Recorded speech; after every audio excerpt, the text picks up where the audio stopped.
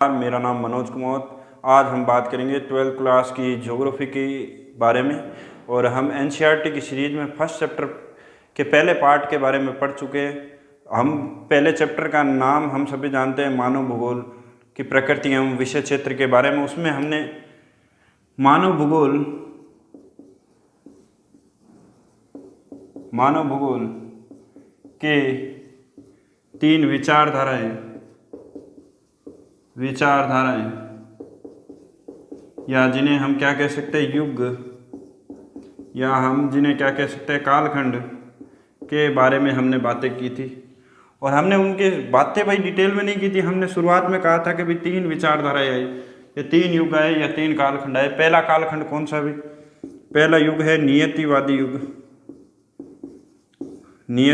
युग या जिसे क्या कहते हैं निश्चयवादी युग कहते हैं, या जिसे क्या कहते हैं पर्यावरणीय निश्चयवाद, जिसे क्या कहते हैं पर्यावरणीय निश्चयवाद। दूसरा था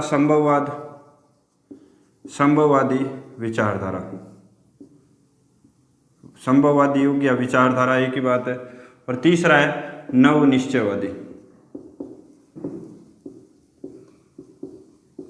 भाई 3 युगों के बारे में देखा। पहला कौन सा? नियतिवादी युग, दूसरा है निश्चयवादी और तीसरा है नवनिश्चयवादी। हमने देखा कि नियतिवाद के समर्थक कौन है? रेडजेल और कौन थे? हम्बोल्ट। रेडजेल और हम्बोल्ट। हम देख रहे हैं संभववाद का समर्थक कौन है? Vidal de Laplace. हम देख रहे हैं नवनिश्चयवाद का समर्थक कौन है? Griffith Taylor. कौन है? Griffith Taylor. भाई ये बातें यहाँ तक हमने पढ़ा था। हम देख रहे हैं अब इनके अंदर क्या बातें पढ़नी है हमें। हमने बताया था कि नवनिश्चयवाद को हम रुको और जाओ निश्चयवाद के नाम से देखा, निश्चयवाद के नाम से देखा कि रुको और जाओ निश्चयवाद की प्रकृति किसकी है? नवनिश्चयवाद की। तो हम इन 2 बातों के बारे में हम डिटेल से पढ़ेंगे। अब हम बातें करेंगे नियतिवादी युग क्या है। नियतिवादी युग में ध्यान रखना कौन प्रधान था? प्रकृति क्या थी? प्रधान या प्रमुख थी? क्या थी? प्रमुख थी। ये युग कैसा है? प्रकृति का युग। प्रकृति का युग। अरे भाई इस युग में मानव कैसा था? आदि मानव। कैसा था? आदि मानव। अरे भाई शुरुआत में मानव का जन्म हुआ और मानव जब से संसार या पृथ्वी के अंदर आया, वह युग कौन सा है? नियतिवादी या पर्यावरणीय निश्चयवादी युग। इस युग में मानव कैसा था? आदि मानव। मानव को किसी चीज़ के बारे में कोई जानकारी नहीं थी। भाई दोस्तों हम देखते हैं कि मानव को किसी चीज़ के बारे में कोई जानकारी नहीं थी। मानव सिर्फ प्रकृति जो चीज़ें कह रही है मानव ग्रहण कर रहा है। यानी कि मानव किससे डरता था?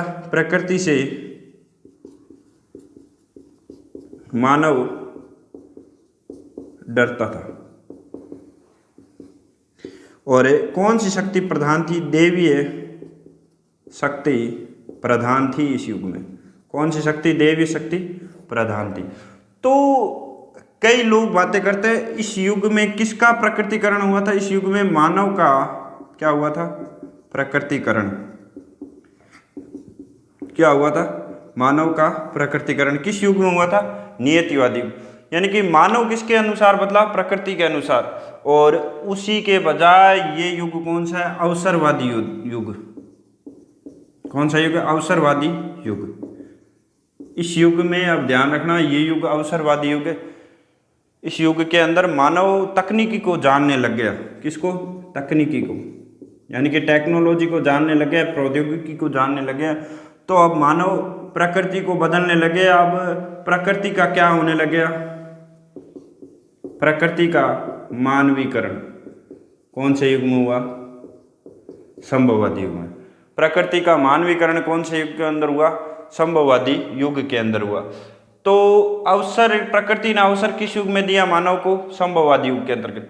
प्रकृति का मानवीकरण किस युग के अंदर हुआ? संभववादी युग के अंतर्गत। भाई ये छोटी सी बातें थी और इस छोटे से वीडियो के माध्यम से हमने बताने की कोशिश की है। अगली क्लास में हम बात करेंगे डिटेल से। ओके दोस्तों, थैंक यू। आपको यदि वीडियो पसंद आ रहे हैं तो लाइक करें, कमेंट करें, शेयर करें।